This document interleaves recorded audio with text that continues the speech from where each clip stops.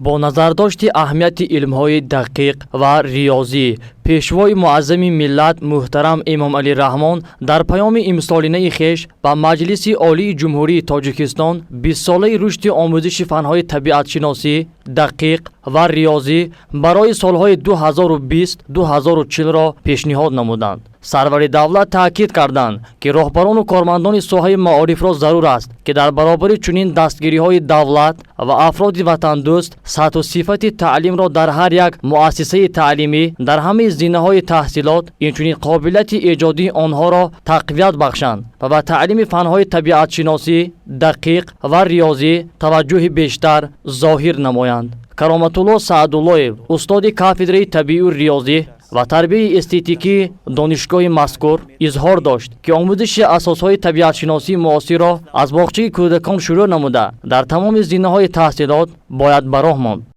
در پیام نوبتی اساسگزار صلح و وحدت ملی پیشوای ملت پرزیدنت جمهوری تاجیکستان امام علی رحمان سالهای 2020-2040 20 ساله آموزش و رشد فن‌های طبیعت شناسی دقیق و ریاضی اعلان گردید که این به سبب نیست، زیرا که به رشد این فن‌ها، به آموزش ثمره بخش این فن‌ها یگان ساحه خواجگی خلق رشد نمی‌کند. بنابراین وابسته به این پیام در فکولته تحصیلات ابتدایی و پداگوژی مخصوص یک چند کارها به انجام رسانیده شدند، از جمله در کافدره طبیعی ریاضی تربیت استتیکی و متدیک تعلیمی آنها وابسته به این نقشه کاری تهیه گردیدند که دایر به آن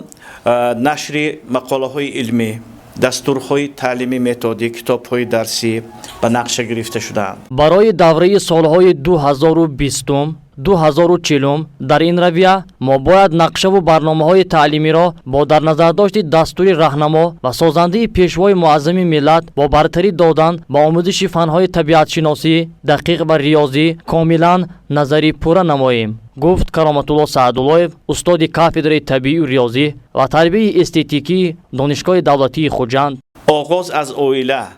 از کودکستان، از مکتب‌های تحصیلات عمومی و دانشگاه در آموزش فن‌های مذکور باید اعتبار جدی ظاهر کنند و کوشش کنند که هر یک درس آنها ثمره بخش و برای رشد این فن‌ها یک مساعدت کند تا که ما در آماده کردن شاگردان، خوانندگان، دانشجویانی که با طلبات زمان معاصر جوابگو باشند و برای واقعا اگر هر یک متخصصی که گفتند که اگر خواهی که دکتری خوب شوی،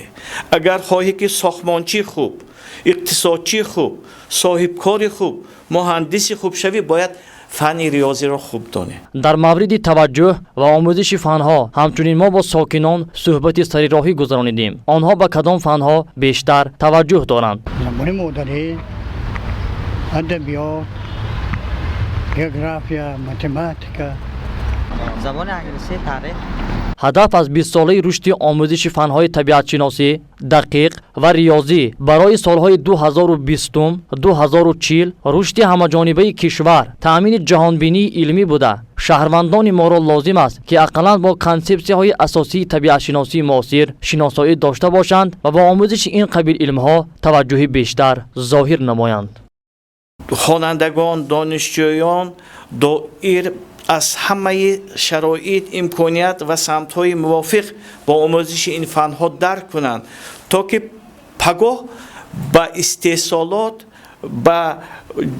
جای آموزش یک کادر متخصص خوب شوند تا که در پیاده ساختن همه آن نقشه و کارها، تا که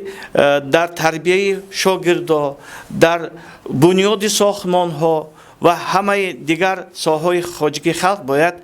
سهم ارزنده خود را همچون متخصصی ورزیده استفاده برده توانند.